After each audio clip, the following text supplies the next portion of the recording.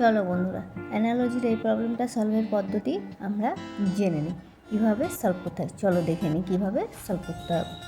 দেখো এখানে কী আছে, BA:9 ইজিক্যাল টু MA:2 কত হবে সেটা আমাদের ফাইন্ড আউট করতে হবে। তাহলে কী আছে দেখো, এখানে নাম লেটার আছে, তো লেটারের যে নাম্বার আমরা জানি A1 B2 C3, তাহলে সেইভাবে আমি প্লেস করি। এখানে B কী হবে, B2, A হচ্ছে 1। আচ্ছা দেখো, এই দুটো যদি আমি যোগ করে দিই তাহলে ইজিক্যাল টু কত হবে 3। 3 স্কোয়ার কত হয়, 3 স্কোয়ার হচ্ছে 9। তো সিমিলারলি যদি আমি এটাও করি, M আমরা কত জানি, M হচ্ছে 13 আর A হচ্ছে 1, এই দুটোকে অ্যাড করলে কত হবে 14।